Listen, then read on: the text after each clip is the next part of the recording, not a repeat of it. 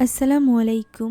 ইন্দোনেশিয়ার এক গ্রামের আয়ু নামের এক ভয়ঙ্কর ভূত, যে কিনা সব সময় গ্রামবাসীদেরকে জানাজার গোসল করাতে চাইত। ফলে তার কারণে গ্রামে ছড়িয়েছিল এক ভয়ানক আতঙ্ক।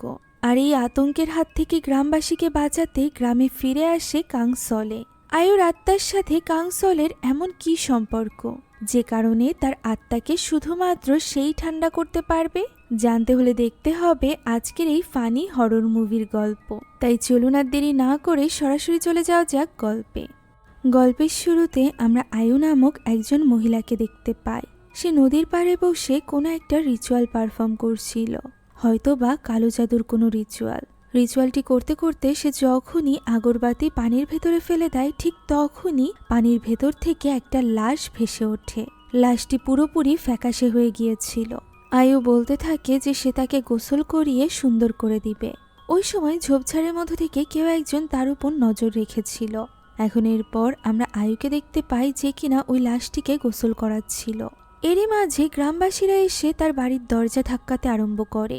আয়ু এতে করে একটু অবাক হয়। তারা দরজা ভেঙে ভেতরে চলে এসেছিল এবং আয়ুকে খুনি বলে সম্বোধন করছিল।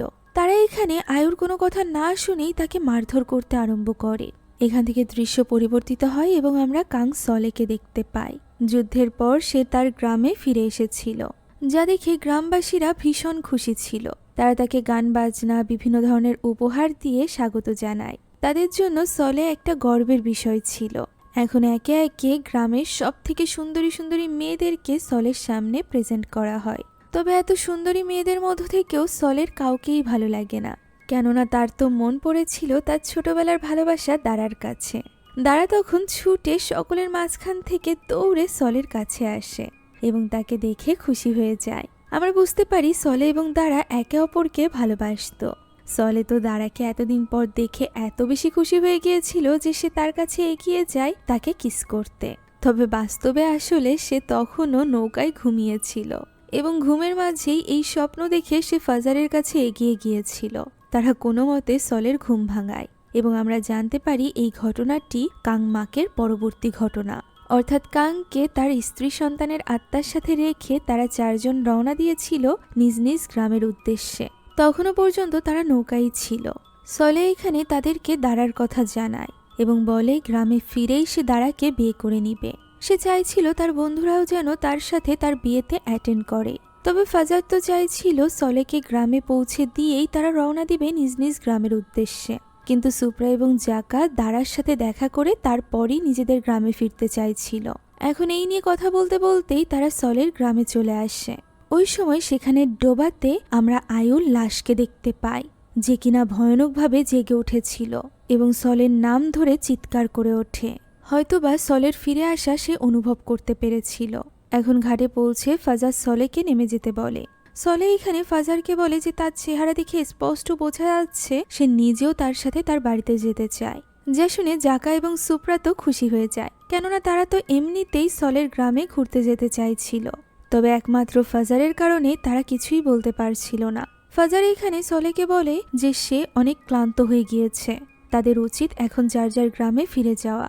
কাঙের গ্রামে যাওয়ার পর কি হয়েছিল তা তো তারা খুব স্পষ্টভাবে জানে। একই রকম জিনিসের মধ্য দিয়ে সে আর যেতে চায় না। এইসব নিয়েই তর্ক করে তারা রওনা দেয়। ওই সময় নৌকায় থাকাকালীন ফাজার যেন কিছু একটা দেখতে পায়। সলে রওনা দিয়েছিল তার গ্রামের পথে। অন্ধকার ঘুটঘুটে এই পথের মাঝখানে হঠাৎই সে নিচে হলে আমরা দেখতে পাই তার পিছে আয়ুর আত্মা, যাকে সে লক্ষ্য করে না, তবে তার উপস্থিতি অনুভব করতে পারে। এরই মাঝে আয়ুর আত্মা তার সামনে চলে আসে এবং তাকে জিজ্ঞাসা করে সে কি গোসল করতে চায়। সলে আয়ুর মৃত্যুর ব্যাপারে কিছুই জানতো না, তাই তো সে তাকে দেখে অনেক খুশি হয়ে যায়। কিন্তু আয়ু তার সাথে কোনো রকম কথা না বললে সে মনে করে আয়ুর হয়তোবা চোখে সমস্যা দেখা দিয়েছে। সে সলেকে চিনতে পারছে না। সে চিৎকার করে করে নিজের পরিচয় দিতে থাকে, তবে আয়ুর মুখভঙ্গি তো একই রকম থাকে। এরই মাঝে গ্রামবাসীর কণ্ঠস্বর শোনা যায়, যারা সলের ফিরে আসা নিয়ে অনেক বেশি এক্সাইটেড হয়ে বলছিল। আর এটা দেখে সলে তো ভীষণ খুশি হয়ে যায়। তার কাছে সবকিছু তার স্বপ্নের মতোই লাগছিল। এরই মাঝে আয়ুর আত্মাও সেখান থেকে গায়েব হয়ে যায়। দেখা যায় গ্রামবাসীরা সেখানে সলেকে দেখে অনেক খুশি হয়ে গিয়েছে, তবে স্বপ্নের মতো সুন্দর ডান্সের মাধ্যমে তাকে স্বাগতম জানাচ্ছে না, বরং এক ভয়ঙ্কর নাচের মাধ্যমে। যা দেখে সলের কাছে মনে হয় সে যেন কোনো ভূতের বিয়েতে চলে এসেছে। এখন সলের সামনে তার ছোটবেলার বন্ধু আসে। সে তার সাথে মজা করতে থাকলে তার বন্ধু মজা করতে নিষেধ করে, কেননা এখন সে এই গ্রামের গ্রাম প্রধানে পরিণত হয়েছে। সলে এটা শুনে তাকে জড়িয়ে ধরতে এগিয়ে গেলে সে নিষেধ করে। সে বলে তাকে এখনই এই গ্রাম থেকে চলে যেতে হবে, কেননা মানুষ এবং ভূতেরা একসাথে বসবাস করতে পারে না। যা শুনে সলে মনে করে গ্রামের সবাই হয়তোবা ভূতে পরিণত হয়েছে। তখন সিগিত তার ভুল ধারণা ভাঙিয়ে বলে যে তারা নয়, বরং সলে একটা ভূত। যা শুনে অবাক সলে অস্বীকার করে। তবে সিগিতের মতে কোনো ভূতই তো স্বীকার করতে চায় না যে সে একটা ভূত। সে এখানে সলের পরীক্ষা নেয়, আর সেটা হলো পিছের দিকে পুরোপুরিভাবে বেন্ড হয়ে যাওয়া। সলে এখানে কোনো মতে কষ্টে ঠিকই এটা করতে পারে। এর ফলে গ্রামবাসীরা মেনে নেয় যে সলে আসলে কোনো ভূত না। এখন সিগিত সলেকে নিয়ে তাদের গ্রামের একটা হোটেলে যায়, যেখানে সলে জিজ্ঞাসা করে গ্রামের মানুষেরা এই ভূত নিয়ে এত বেশি মাতামাতি কেন করছে। উত্তরে সিগিত জানায় যে তাদের গ্রামে একজন কালো জাদুকর ছিল, যার কারণে গ্রামের অনেক মেয়েরা গায়েব হয়েছে এবং মারা গিয়েছে। আর এই কালো জাদুকর আর কেউ নয় বরং আয়ু ছিল। পরবর্তীতে সে পানিতে ডুবে মারা যায়। যা শুনে সলে অবাক হয়ে যায়, কেননা সে তো আজই আয়ুকে দেখেছিল। ওই দোকানে ওই মেয়েগুলোরও ছবি ছিল যারা নিখোঁজ হয়েছিল এই গ্রাম থেকে। সলে এই মেয়েগুলোকেই তো আজকে স্বপ্নে দেখেছিল। তবে সে এটা বুঝতে পারছিল না যে সিগিতকে কে বলেছে যে সলে মারা গিয়েছে। উত্তরে সিগিত বলে দাঁড়া। যা শুনে সলে আরো বেশি অবাক হয়ে যায়। অন্যদিকে আমরা তার 3 বন্ধুকে দেখতে পাই, যারা নৌকায় করে ফিরে তো যাচ্ছিল, তবে সলেকে অনেক বেশি মিস করছিল। তারা সলের সাথে কাটানো সকল স্মৃতিগুলো মনে করছিল। এমন সময় তারা লক্ষ্য করে তাদের নৌকার যে মাঝি সে নৌকায় নেই, বরং সে সাঁতরে কিনারায় চলে গিয়েছে এবং সেখান থেকে ভয়ে কাঁপছে। সে চিৎকার করে বলার চেষ্টা করে যে তাদের নৌকায় ভূত আছে। তবে বাকিরা তো তার কোনো কথাই শুনছিল না, বরং উল্টোপাল্টাই মানে বের করছিল। যা দেখে মাঝি এবার বাধ্য হয়ে সাঁতরে নৌকায় আসে এবং তাদেরকে নৌকায় থাকা ওই ভূতের ব্যাপারে বলে। তখনই পিছে দাঁড়িয়ে থাকা আয়ুর আত্মা ভয়ঙ্করভাবে মাঝির দিকে তাকায়, যা দেখে মাঝি দ্রুত আবারও সাঁতরে কিনারায় চলে যায়। এবার তারা 3 জন সাহস করে পিছে ঘুরে তাকায়, তবে সেখানে তো কোনো আত্মা ছিল না। এরই মাঝে হঠাৎ করে তাদের নৌকাটা আপনা আপনি চলতে আরম্ভ করে। সেটা মুহূর্তের মধ্যে গিয়ে পৌঁছায় সলেদের ঘাটে, যা দেখে তারা অবাক হয়ে যায়। অন্যদিকে আমরা সলেকে দেখতে পাই যে কিনা সিগিতের সাথে তার বাড়ির দিকে যাচ্ছিল। তার এখানে দাঁড়ার কথা মনে পড়ে যায়। দাঁড়ার সাথে সে সব সময় খুব সুন্দর সময় কাটিয়েছে। সে যখন যুদ্ধে যাচ্ছিল তখন সে দাঁড়াকে বলেছিল তার জন্য চিঠি লিখতে। দাঁড়াও তাকে তার জন্য চিঠি পাঠাতে বলেছিল। এমনকি সে দাঁড়াকে এত বেশি ভালোবাসতো যে দাঁড়ার লেখা কবিতা সে নিজের টি শার্টে লিখে নিয়ে গিয়েছিল, যাতে করে সে সব সময় দাঁড়াকে নিজের বুকে ধারণ করতে পারে। এভাবেই কথা বলতে বলতে সে দাঁড়ার সাথে ঘাটে চলে আসে, যেখানে তার ছোট ভাই ইকবাল তার জন্য অপেক্ষা করছিল। যাওয়ার আগে দাঁড়া সলেকে বলে সে যেন প্রমিস করে যে সে বেঁচে ফিরবে। উত্তরে সলে বলে সে নিশ্চয়ই বেঁচে ফিরবে এবং ফিরেই সে দাঁড়াকে বিয়ের জন্য প্রপোজ করবে। দাঁড়া এটা শুনে অনেক খুশি হয়ে যায়। আর এরপর সলে তার ছোট ভাই ইকবালকে বলে দাঁড়ার দিকে খেয়াল রাখতে। ইকবালও তাকে নিশ্চিন্তে যেতে বলে। তারা এই নিয়ে কথা বলছিল, এমন সময় সেখানে আয়ু চলে আসে সলের পছন্দের খাবার নিয়ে। যাত্রার সময় সে এই খাবার খেয়ে নিতে বলে। তখন সলে তারও কানে কানে বলে দাঁড়ার দিকে খেয়াল রাখতে। তবে এই কথা শোনা মাত্রই আয়ু কাঁদতে শুরু করে। পরবর্তীতে দেখা যায় সলে আসলে তার পায়ের উপর দাঁড়িয়েছিল, এ কারণে সে কাঁদছিল। যাই হোক, এখন তাদের সবাইকে বিদায় জানিয়ে সলে রওনা হয়। দৃশ্য বর্তমানে ফিরে আসলে সিগিত সলেকে বলতে থাকে দাঁড়া কখনোই তার জন্য সঠিক মানুষ ছিল না। মূলত সিগিত নিজেই সলেকে পছন্দ করত, আর এটা বোঝার পর সলে তার কথায় কান দেয় না। অন্যদিকে মাঝি চলে যাওয়ায় সেই সাথে নৌকায় ঘাটে চলে আসায় ফাজাররা বাধ্য হয়ে এবার সলের গ্রামের দিকে এগোতে থাকে। তবে গ্রামে যাওয়ার পথ তো তারা চিনত না, তাই তো জঙ্গলের মাঝে থাকা পায়ের ছাপ ধরে তারা সামনের দিকে এগোতে থাকে। তবে বারবার তারা একই জায়গায় ফিরে আসছিল, যা দেখে তারা একটু অবাক হয়। তখনই তারা সামনে থাকা একটা ঘর দেখতে পায়। বাকি 2 জন সেখানে যেতে ভয় পেলেও ফাজার সেখানে যেতে চাইছিল, কারণ তার ওয়াশরুম ব্যবহার করার দরকার ছিল। ঘরের সামনে গিয়ে ডাকতেই হঠাৎ করে ঘরের দরজা আপনা আপনি খুলে যায়, যা দেখে বাকি 2 জন আরো বেশি ভয় পেয়ে যায়। তবে ফাজারের আর কোনো উপায় ছিল না বলে সে তাদেরকে জোর করতে থাকে। এখন দরজার কাছে যেতেই ভেতর থেকে একটা কণ্ঠ তাদেরকে ভেতরে আসতে বলে। তারা ভেতরে যেতেই আমরা দেখতে পাই এটা তো আয়ু ছিল। তারা এখানে নিজেদেরকে সলের বন্ধু হিসাবে পরিচয় দেয়। ফাজার চলে যায় ওয়াশরুমে। তখনই আয়ু তাদেরকে জিজ্ঞাসা করে যে তারা কি গোসল করতে চায়। উত্তরে জাকা বলে তার ভীষণ খারাপ লাগছে, তার গোসলের প্রয়োজন। কথা বলে সে জিনিসপত্র নিয়ে বাথরুমের দিকে চলে যায়। এদিকে সুপ্রার প্রচণ্ড খিদে লেগেছিল, যেটা অদ্ভুতভাবে আয়ু যেন টের পেয়ে যায়। সে তাকে অপেক্ষা করতে বলে এবং তার জন্য খাবার আনতে চলে যায়। এদিকে জাকা বাথরুমে গিয়ে দেখে সেখানে পানি নেই। ভেতরে আরেকটা দরজা ছিল, যেখান থেকে ভেতরে গিয়ে দেখে সেখানে পানি রয়েছে। তবে এই রুমটা দেখে বোঝাই যাচ্ছিল যে এখানে একসময় লাশ গোসল করানো হতো। আয়ু মূলত এই গ্রামে জানাজার গোসল করানোর কাজ করত। এখন আচমকা আয়ু সেখানে চলে আসে এবং জাকাকে প্রশ্ন করে যে আয়ুকে তাকে গোসল করিয়ে দিবে। জাকার মতে সে একাই গোসল করতে পারবে। কথা বলে সে ভেতরে চলে যায়। সে এত বেশি বোকা ছিল যে জানাজার গোসলের ফুলওয়ালা পানি দেখেও সে কিছুই বুঝতে পারে না। তার তো উল্টে মনে হয় এই পানি দিয়ে গোসল করলে সে আরো সুন্দর হয়ে যাবে। এরই মাঝে আয়ু আবারও তার সামনে চলে আসে এবং তাকে এইভাবে দরজা না খুলে ভেতরে প্রবেশ করতে দেখে অজ্ঞান হয়ে পড়ে জাকা। অন্যদিকে আমরা সলের বাড়ির দৃশ্য দেখতে পাই, যেখানে কোনো একটা অনুষ্ঠানের প্রস্তুতি চলছিল। তার মা অনেক সুন্দরভাবে রেডি হয়েছিল, সেই সাথে ছোট ভাই ইকবালও। তারা দুজন মিলে ছবি তুলছিল। এরই মাঝে সলে সেখানে পৌঁছে যায়। সে সিগিতকে বিদায় জানিয়ে ভেতরে গিয়ে তার বাবার ছবির সাথে কথা বলতে থাকে, যে কিনা অনেক আগেই মারা গিয়েছিল। এরই মাঝে তাদের বাড়ির দুজন চাকর সেখানে চলে আসে এবং সলেকে দেখে ভীষণভাবে ভয় পেয়ে যায়। তারা সলেকে ভূত বলে ভয়ে কাঁপতে থাকে। সলে বিরক্ত হয়ে উল্টে তাদের ভয় দেখায় এবং তারা ভয়ে সেখান থেকে পালিয়ে যায়। তাদের হাত থেকে ফুল এবং জিনিসপত্র পড়ে গিয়েছিল, যা দেখে সলে মনে করে যে তার মা ভাই হয়তো বা তাকে স্বাগতম জানানোর জন্যই এই অনুষ্ঠানের আয়োজন করেছে। তাই সে খুশি খুশি ভেতরে যায়। তবে সেখানেও সবাই তাকে ভূত বলেই ভয় পাচ্ছিল। সে প্রমাণও করে যে সে ভূত না। এরই মাঝে সেখানে দাঁড়া চলে আসে। দাঁড়াকে দেখে সে অবাক হয়ে যায়।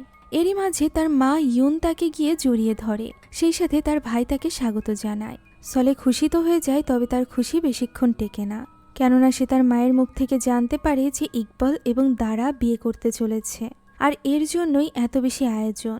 দাঁড়াও এখানে সলেকে কিছুই বলতে পারছিল না। সলের তো এখানে মনই ভেঙে যায়। এদিকে সুপ্রার জন্য খাবার রেডি করেছিল আয়ু।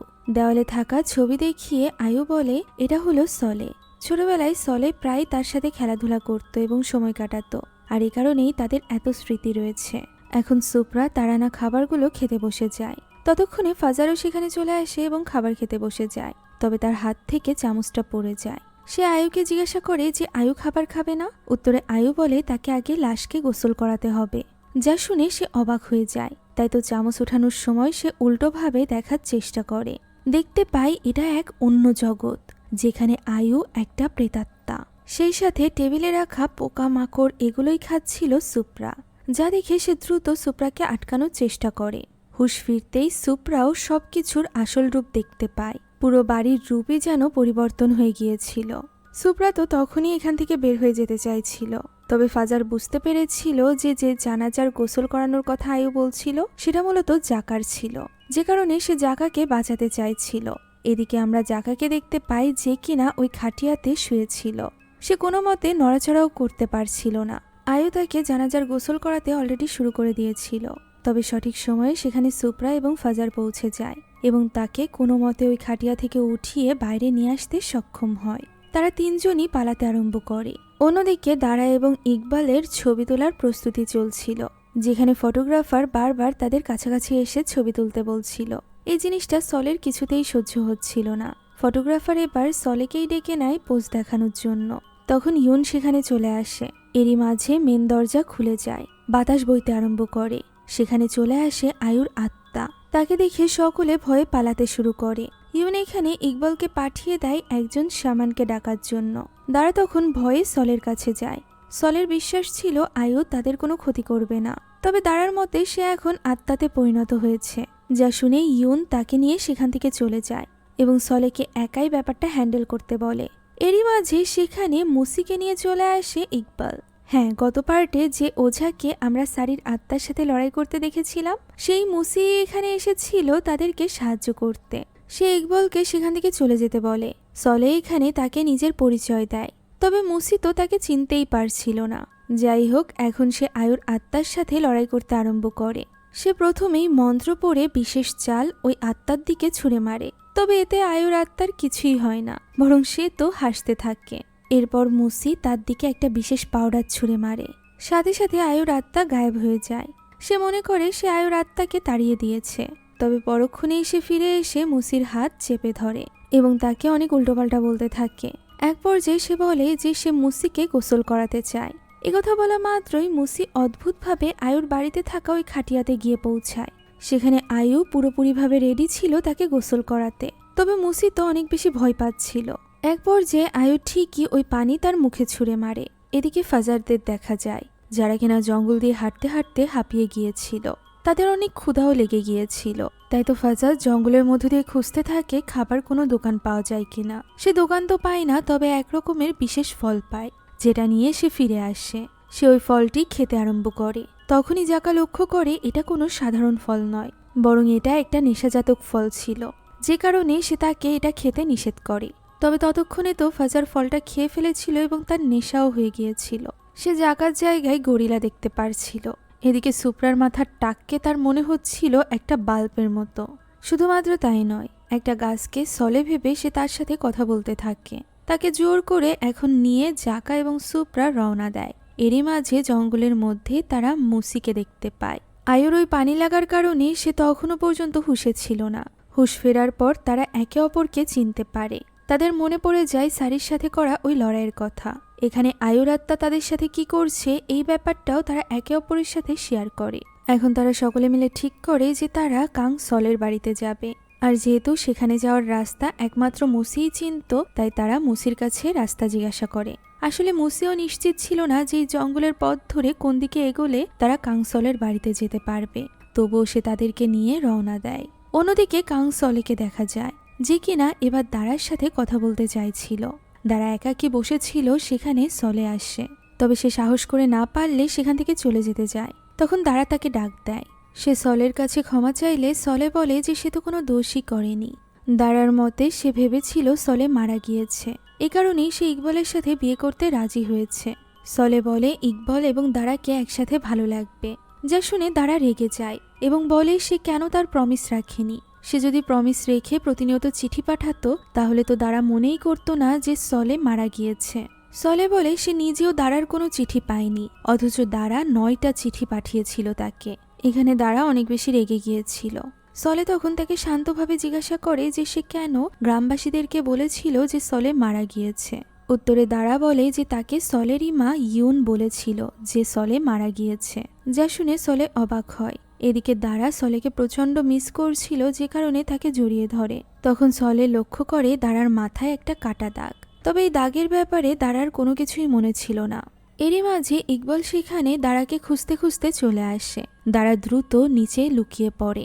এখন ইকবল সেখানে আসে এবং সলেকে জিজ্ঞাসা করে সে এখানে একা কি করছে। উত্তরে সলে নানান রকম বাহানা দিতে থাকে। ওই সময় ইকবল তার কাছে একটা সাহায্য চায়। সে চাইছিল দাঁড়ার জন্য একটা কবিতা লিখতে, আর এটা যেন সলে লিখে দেয়। এখন তার কথাই বাধ্য হয়ে সলে দাঁড়ার জন্য লেখা একটা কবিতা বলতে থাকে, যা শুনে দাঁড়া এত বেশি ইমোশনাল হয়ে পড়ে যে সে সেখানেই বসে কাঁদতে থাকে। কান্নার আওয়াজ শুনে ইকবাল অবাক হয়। তখনই সলে ব্যাপারটাকে সামলানোর জন্য নিজেও কাঁদতে আরম্ভ করে। ফলে ইকবাল মনে করে এটা হয়তো বা সলেরই কান্নার আওয়াজ। তাই তো সে অতটা গুরুত্ব না দিয়ে সেখান থেকে চলে যায়। এখন ওই রাতে খাবার টেবিলের দৃশ্য দেখা যায়, যেখানে সলে তার মা ইউনকে প্রশ্ন করে যে সে কেন দাঁড়াকে বলেছিল যে সে মারা গিয়েছে। উত্তরে ইউন বলে যে তার কাছে খবর এসেছিল যুদ্ধের ময়দান থেকে কেউই বেঁচে ফেরেনি। তখন সলে জানায় সে তো তার মায়ের উদ্দেশ্যে চিঠি লিখেছিল। তবে অবাক করা বিষয় হলো ইউন নাকি কোনো চিঠিই পায়নি। শুধু ইউন কেন, ইকবলও কোনো চিঠি পায়নি। এরই মাঝে সেখানে দাঁড়া আসে। দাঁড়া আসা মাত্রই ইউন এখানে ইকবল এবং দাঁড়াকে নিয়ে অনেক বেশি প্রশংসা করতে থাকে। তাদেরকে একসাথে কত সুন্দর লাগে এইসব বলতে থাকে। এই সকল কথা শুনে সলের মন খারাপ হয়ে যায়। তার মা এই ব্যাপারে জিজ্ঞাসা করলে সে কথা ঘুরিয়ে বলে যে তার বন্ধুদের জন্য খারাপ লাগছে। যুদ্ধ থেকে ফিরে সে ভেবেছিল সে তার বন্ধুদেরকে এখানে নিয়ে আসবে এবং ভালো মন্দ খাবার খাওয়াবে, কিন্তু সেটা আর হলো না। এরই মাঝে আমরা দেখতে পাই তার বন্ধুরা অর্থাৎ ফাজাররা পৌঁছে গিয়েছিল তাদের বাড়ির সামনে। তাদের তো বিশ্বাসই হচ্ছিল না যে সলে এত সুন্দর এত বড় বাড়িতে থাকে। তবুও তারা এখানে সাহস করে সলেকে ডাকতে থাকে। তাদের এই ডাক শুনে সলে একদমই হতবাক হয়ে যায়। তখনই বাইরে দৌড়ে চলে যায় এবং তাদেরকে দেখে ভীষণ খুশি হয়ে যায়। সে তাদেরকে জড়িয়ে ধরে। সে যখন বুঝতে পারে ফাজার পুরোপুরিভাবে নেশাগ্রস্ত তখন একটু সে বিরক্ত হয়, কেননা সে তার বন্ধুদেরকে ভেতরে নিয়ে গিয়ে তার পরিবারের সাথে পরিচিত করাতে চলেছিল। এখন যাই হোক, সে তাদেরকে ভেতরে নিয়ে যায় এবং একে একে সকলের সাথে পরিচয় করিয়ে দেয়। এখন তারা খাবার খেতে বসে পড়ে, যেখানে সলে একে একে তার মা, ভাই এবং দারার সাথে তাদের পরিচয় করিয়ে দেয়। দারার নাম শোনা মাত্রই তারা তো ভীষণ খুশি হয়ে যায়, কেননা তাদের মতে দারা তো তাদের ভাবি, সলের হবু ওয়াইফ। তারা সেইভাবেই দারার ব্যাপারে কথা বলতে থাকে, বিশেষ করে ফাজার। নেশার ঘরে সে সলের সকল কথা বলে দিচ্ছিল, যে সে দারাকে নিয়ে কত কিছু ভাবে, সে দারাকে কতটা ভালোবাসে, দারার জন্য সে পারফেক্ট। এই সকল কথা শুনে সলে এবং দারা দুজনই বেশ লজ্জায় পড়ে যাচ্ছিল। সলে এবার সকলের সামনে বলে দেয় যে দারার সাথে তার নয়, বরং তার ভাইয়ের বিয়ে হচ্ছে। যা শুনে ফাজার তো রেগেই যায়। সে এই বিয়ে কিছুতেই মানে না এবং উল্টে ইকবালকেই উল্টোপাল্টা বলতে থাকে। কোনো মতে জাকা এবং সুপ্রা মিলে তাকে শান্ত করে। তবে ইতিমধ্যে দারা এই কথাবার্তায় এত বেশি ইমোশনাল হয়ে পড়েছিল যে সে তখনই রুমে চলে যায় এবং সেখানে গিয়ে কাঁদতে থাকে। সে বুঝতে পারছিল যে সে কত বড় ভুল করে ফেলেছে। সলে যুদ্ধের সময়ও সবসময় দারার কথা বলতো, সে তাকে কতটা ভালোবাসে এটা দারা বুঝতে পারছিল। তবে সে বুঝতে পারছিল না যে এই মুহূর্তে তার কি করা উচিত। তার সামনে ছিল তার বিয়ের ড্রেস, যেটা দেখে সে আরও বেশি কনফিউজড হয়ে পড়ে। এরই মাঝে হঠাৎ করে সেখানে ফুলের পাপড়ি দেখা যায়। এরপর বিয়ের ড্রেসের দিকে তাকাতেই সে চমকে ওঠে, কেননা সেখানে চলে এসেছিল আয়ুর আত্মা। সে তাকে গোসল করানোর জন্য অফার করতে থাকে এবং বলতে থাকে গোসল করলে তার মন ফ্রেশ হবে, সে বিয়ের জন্য প্রস্তুত হয়ে যাবে। দারা কাঁদতে থাকে এবং মানা করতে থাকে। এরই মাঝে আয়ু একদমই তার কাছে চলে আসে, ফলে সে চিৎকার করতে থাকে। এরই মাঝে সেখানে চলে আসে ইয়ন দেখতে পায় দারা তার বিয়ের ড্রেসটি ধরে টানাটানি করছে, ফলে এই নিয়ে সে দারার উপর রেগে যায়। দারা তাকে আয়ুর আত্মার ব্যাপারে বলার চেষ্টা করে, তবে সে তো কিছুই বিশ্বাস করতে চাইছিল না। সে ভেবেছিল দারা এখন আর ইকবালকে বিয়ে করতে চাইছে না, এজন্যই এমনটি করছে। সে দারাকে হুমকি দিয়ে বলে যে সে দারাকে সাহায্য করেছে শুধুমাত্র একটাই শর্তে, আর সেটা হলো ইকবালকে খুশি করার জন্য। সে কিছুতেই তার ছেলে ইকবালের হৃদয় ভাঙতে দিবে না। এ কথা বলে সে সেখান থেকে বেরিয়ে আসে এবং সকলকে বলে দারা যাতে তার ঘর থেকে কোথাও বের হতে না পারে সেই ব্যবস্থা করতে, বিশেষ করে তার জানালাগুলো ভালো করে লক করে দিতে। আর এরপর সে ইকবালকে সাথে করে নিয়ে বাইরে চলে আসে, যেখানে দারার উদ্দেশ্যে লেখা সলের চিঠিগুলো তার হাতে ছিল। ইয়নের হাতে এই চিঠি দেখে ইকবাল অবাক হয়ে যায়। আমরা বুঝতে পারি ইয়নই মূলত সবকিছুর পেছনে ছিল। সে না তো সলের চিঠি দারা পর্যন্ত পৌঁছাতে দিয়েছে, না দারার চিঠি সে সলের কাছে পাঠিয়েছে। সে প্রথম থেকেই চাইতো ইকবালের সাথে দারার মিল হোক, এ কারণেই সে এই সব কিছু করেছে। সে এখানে ইকবালকে এই চিঠিগুলো পুড়িয়ে ফেলতে বলে। অন্যদিকে ভেতরে সলের বন্ধুরা তাকে বোঝানোর চেষ্টা করে এখনো সময় আছে দারাকে পাওয়ার জন্য চেষ্টা করতে, তা না হলে সে সারা জীবন আফসোস করবে। সলে বলে সে তার পরিবারকে কষ্ট দিতে পারবে না, যার প্রতি উত্তরে ফাজার বলে যে সে দারাকে কষ্ট দিতে পারবে। তারা একবার দেখাতেই বুঝতে পারছে দারা ইকবালের সাথে খুশি নেই। সে কেন বুঝতে পারছে না। দৃশ্য চলে যায় ইকবাল এবং ইয়নের কাছে, যেখানে ইকবাল কিছুতেই ওই চিঠিতে আগুন ধরাতে পারছিল না, সেটা বারবার নিভে যাচ্ছিল। এমন সময় ইকবাল হাওয়ায় উঠতে শুরু করে এবং আয়ুর আত্মার পায়ের কাছে গিয়ে পড়ে। আয়ু এখানে ইকবালকে তুলে নিয়ে যেতে এসেছিল। ইয়ন তাকে আটকানোর চেষ্টা করে, তবে সেখানে বাতাস বইতে আরম্ভ করে, যার ফলে সে কিছুই দেখতে পায় না এবং আয়ুর আত্মা ইকবালকে নিয়ে সেখান থেকে চলে যায়। এদিকে ফাজারের বোঝানোতেও সলে রাজি হয় না। তার মনে হচ্ছিল এতে করে সে তার মা এবং ভাইকে কষ্ট দিবে, আর তার বন্ধুরাও বা কেমন তাকে এমন বুদ্ধি দিচ্ছে যাতে তার পরিবারই তার থেকে দূর হয়ে যাবে। সে রাগের মাথায় ফাজারদেরকে এখান থেকে চলে যেতে বলে। ফাজাররাও ঠিক করে যে তারা এখান থেকে চলে যাবে, তবে সলে বের হওয়া মাত্রই ওই রুমের দরজা আপনা আপনি বন্ধ হয়ে যায়। লাইটগুলো ফ্লিকার করতে করতে অফ হয়ে যায়। তারা বেশ ঘাবড়ে গিয়েছিল। এরই মাঝে অদৃশ্য কোনো এক শক্তি তাদের মাথায় আঘাত করতে থাকে। আমরা বুঝতে পারি এটা মূলত আয়ুর আত্মা ছিল। সে তাদের সামনে প্রকট হয় এবং জিজ্ঞাসা করতে থাকে যে তাদের মধ্য থেকে কেউ গোসল করতে চায় কিনা। তারা ভয়ে একে অন্যকে দেখাতে থাকে। তখন আয়ুর আত্মা তাদের সামনে পানি ঢেলে দেয় এবং বলে তারা যেন এখান থেকে কোথাও না যায়। তার মতে সে সলে এবং দারাকে এক করতে চায় এবং এর জন্য সে যে কোনো কিছু করতে প্রস্তুত। এ কথা বলেই আত্মাটি সেখান থেকে গায়েব হয়ে যায়। এদিকে সলে মন খারাপ করে বাইরে বসেছিল। হঠাৎই সে একটা কাগজের টুকরো দেখতে পায়, যেটা তার চিঠিরই একটা অংশ ছিল। এই চিঠি এবং কবিতা সে দারার উদ্দেশ্যে যুদ্ধের ময়দান থেকে লিখে পাঠিয়েছিল। এমনকি সেখানে দারার লেখা চিঠিগুলোও ছিল। সে এটা পড়ছিল, এমন সময় সেখানে ইউন চলে আসে। সে ইউনকে সরাসরি জিজ্ঞাসা করে যে এই চিঠিগুলো এখানে কিভাবে এলো। তার মা এবার সব দোষ ইকবালের ঘাড়ে দিয়ে দেয়। সে বলে সেই দারাকে বিয়ে করার জন্য এই সব কিছু করেছে। এমনকি সে এখানে নাটক করতে আরম্ভ করে এবং ইকবালকে যে আয়ুর আত্মা তুলে নিয়ে গিয়েছে এই ব্যাপারটা সলেকে জানায়। সে বলে ইকবাল অনেক বড় ভুল করেছে, সে নিজে তাকে শাস্তি দিবে, তবে তার আগে সলে যেন নিজের ভাইকে বাঁচিয়ে ফিরিয়ে নিয়ে আসে। এরপর সে নিজে থেকে সলে এবং দারার বিয়ে দিবে। সলে এই ব্যাপারে রাজি হয়ে যায়। ওই সময় দারা ঘরে একা বন্দি অবস্থায় ছিল। জানালার কাছে এসে সলে তাকে ডাক দেয় এবং ওই চিঠিগুলো দিয়ে বলে যে এই চিঠিগুলো ইকবাল সরিয়ে রেখেছিল, যা দেখে দারাও বুঝতে পারে যে সলেও তার জন্য চিঠি লিখেছিল। সলে জানায় সে আয়ুর কাছ থেকে ইকবালকে বাঁচিয়ে এনে তাকে বিয়ে করবে, যা শুনে দারা অবাক হয়ে যায়। সে তাকে যেতে নিষেধ করে, তবে সলে তখনই বেরিয়ে যায়। দারা ইউনের আসল রূপের ব্যাপারে তাকে বলতে চাইছিল, তবে সে কোনো কিছুই শোনে না। এদিকে ফাজাররা বের হয়ে পড়ে দারাকে খুঁজতে। তারা চাইছিল দারা এবং সলেকে এক করতে, যেমনটি আয়ু তাদেরকে বলেছিল। তারা বিভিন্ন রুম চেক করছিল, তবে সব রুমেই অদ্ভুত অদ্ভুত সব জিনিস ছিল, যেটা দেখে তারা একটু অবাক হয়। এরই মাঝে তারা ইউনের কণ্ঠ শুনতে পায়। দেখা যায় ইউন সিকিতের সাথে কথা বলছে। আমরা তাদের কথা থেকে জানতে পারি ইউনের কাছে স্পেশাল পাওয়ার ছিল। এই পাওয়ারটি সলের বংশীয় পাওয়ার ছিল, আর এই ভয়ানক শয়তানি পাওয়ারকে কাজে লাগিয়েই সে সবকিছু করছিল। এই ব্যাপারে প্রথম থেকেই তাকে সাহায্য করছিল সিকিত। এই সকল কথা বলতে বলতে ইউন তাদের দিকে এগিয়ে আসলে তারা দ্রুত গিয়ে একটা রুমের ভেতরে ঢুকে পড়ে। ভেতরে ঢুকেই তারা বুঝতে পারে এখানেই মূলত কালো জাদু করা হতো। কালো জাদুর সব জিনিসপত্রের সাথে সেখানে ভয়ানক দেখতে দুটো শয়তানি মূর্তিও ছিল। এরই মাঝে ইউন সেখানে চলে আসলে ফাজাররা দ্রুত লুকিয়ে পড়ে। এখন ওই রুমে এসে তাদের বংশীয় অ্যামুলেট নিয়ে কালো জাদু করতে আরম্ভ করে ইউন। তবে সে মন্ত্র পড়তে পড়তে হঠাৎ করে তার কিছু একটা হয়ে যায়। সে অজ্ঞান হয়ে নিচে পড়ে যায়, যা দেখে ফাজাররা হতবাক হয়ে যায়। তারা বুঝতে পারছিল না ইউনের কি হয়েছে। হঠাৎ করেই তার শরীর থেকে কালো ধোঁয়া উঠতে শুরু করে, যা দেখে তারা দ্রুত লুকিয়ে পড়ার জন্য পাশের ওই মূর্তির কাছে চলে যায়। ইউন এখানে এক শয়তানি রূপ নিয়ে জেগে উঠেছিল, যেন শয়তান তার ভেতরে প্রবেশ করেছে। সে ওঠা মাত্রই দেখতে পায় তার পেছনের মূর্তিটা বিশাল আকৃতি ধারণ করেছে। এটা মূলত ওই তিনজন ছিল, ফাজাদ, জাকা এবং সুপ্রা। তারা এখানে ওই শয়তানের নাম নেয়, যে শয়তানের একটু আগেই পূজা করছিল ইউন। ফলে ইউন মনে করে শয়তান হয়তো বা নিজে থেকেই তার সামনে প্রকট হয়েছে।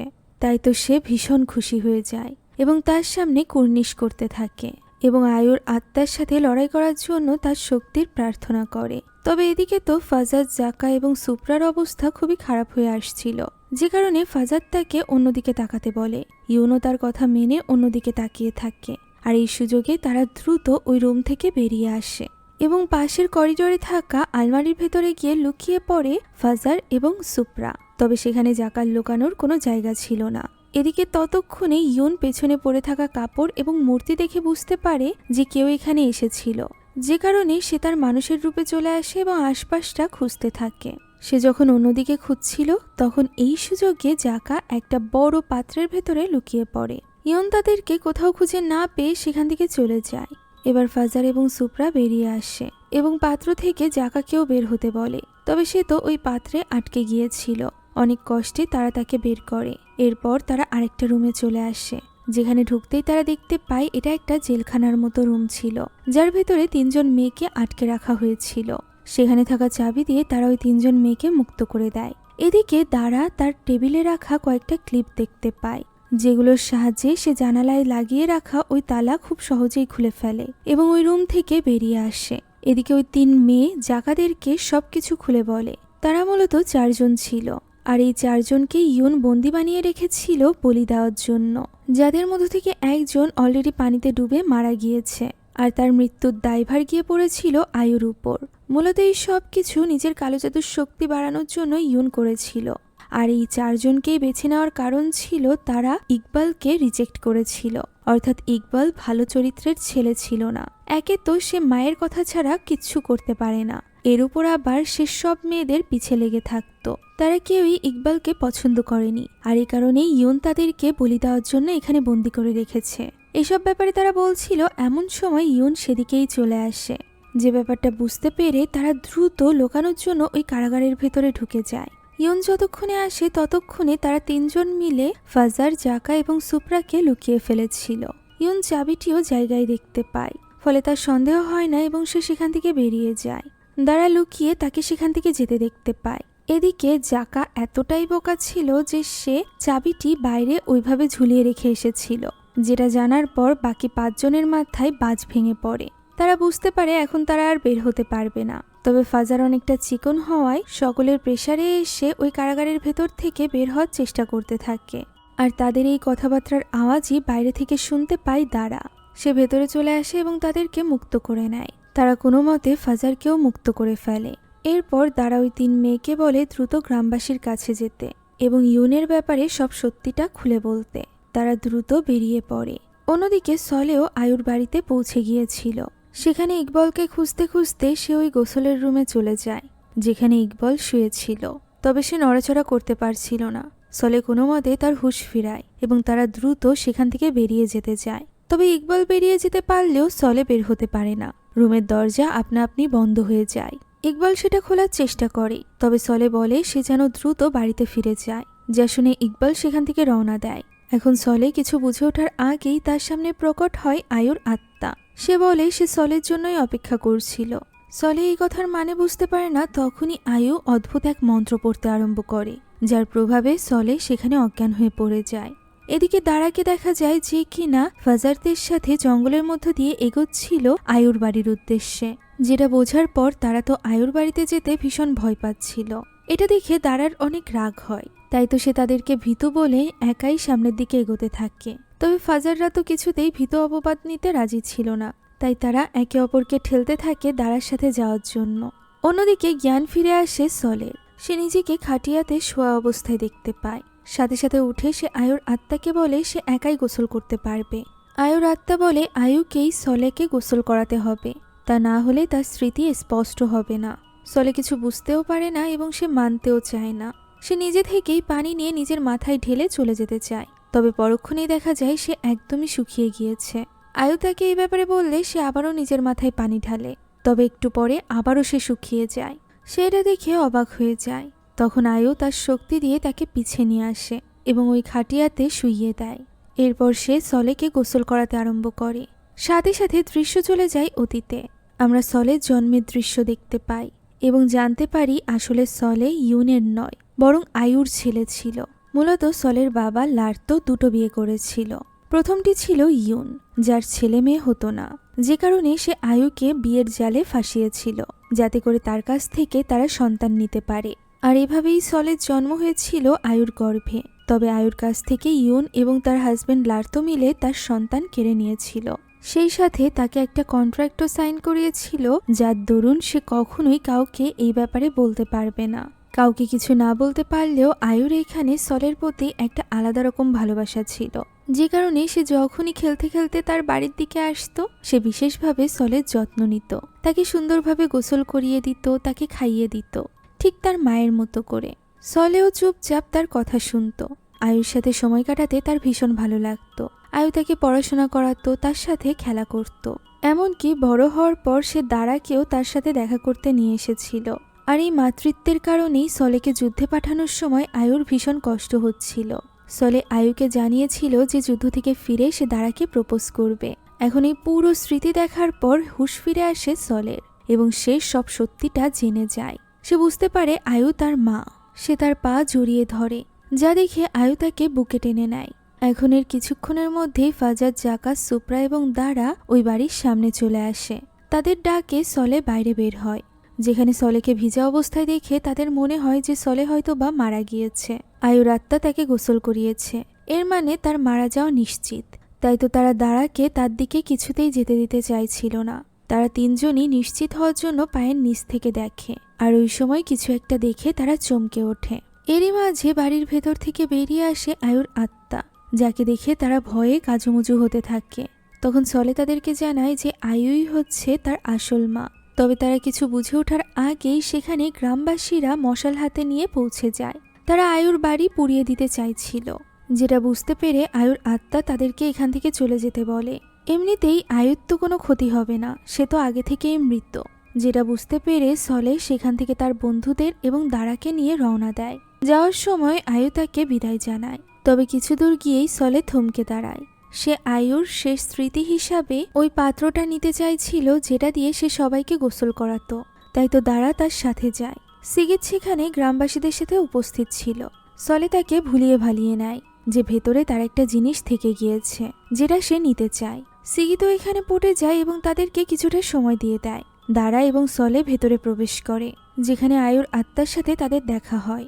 এরই মাঝে সেখানে ইউন চলে আসে এবং একটা মশাল নিয়ে ফেলে দেয় ওই বাড়ির উপর। সে চিৎকার করে বলতে থাকে এখনই বাড়িটি পুড়িয়ে ফেলতে।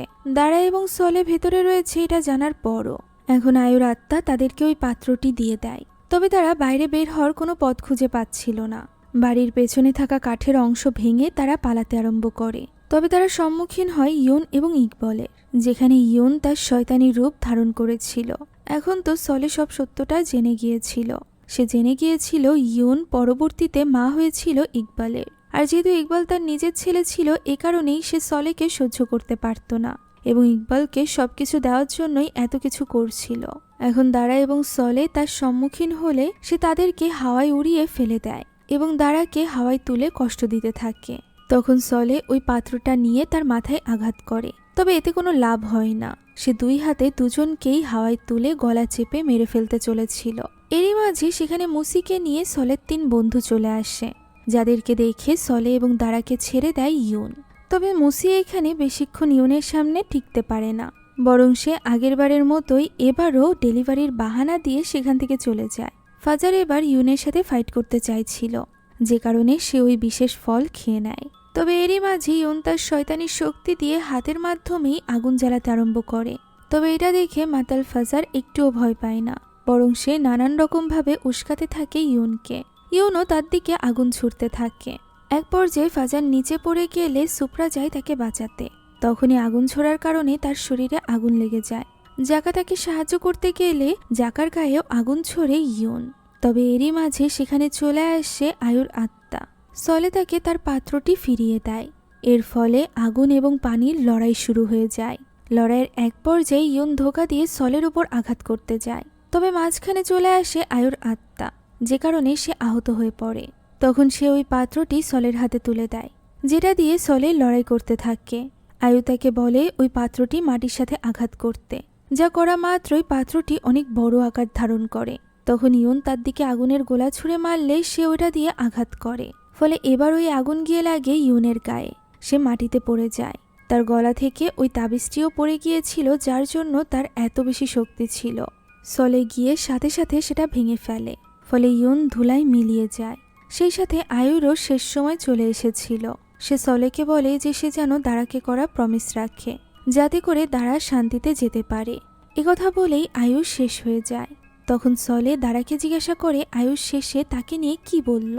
দাঁড়া ক্ষমা চাইলে সে সব বুঝতে পারে।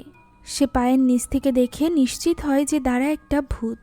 আয়ুর বাড়ির সামনে দাঁড়িয়ে ফাজাররা মূলত এটাই দেখেছিল। দৃশ্য চলে যায় অতীতে। আমরা জানতে পারি সলে যাওয়ার পর ইকবাল দাঁড়ার পিছে পড়ে গিয়েছিল। জঙ্গলের মাঝে সে তাকে তাড়া করছিল, এমন একটা সময় পাথরে আঘাত লেগে দাঁড়া সেখানেই মারা যায়। পরবর্তীতে ইউন তার শক্তির মাধ্যমে দাঁড়ার আত্মাকে আবারও জীবিত করে তোলে। আর দাঁড়ার আত্মাকে জীবিত রাখার জন্যই মূলত তাদের গ্রামের 4 জন মেয়ের স্যাক্রিফাইসের প্রয়োজন ছিল, যার দায়িত্ব ইউন ইকবালকে দিয়েছিল। ওই দিন যখন দাঁড়ার আত্মার হুঁশ ফেরে, তখন ইউন তাকে জানায় যে সলে মারা গিয়েছে। তাই সে চায় ইকবালের সাথে দাঁড়া যেন নতুন করে নিজের জীবন শুরু করে। দাঁড়া ভুলেই গিয়েছিল যে সে মারা গিয়েছে। এখন দৃশ্য বর্তমানে আসে।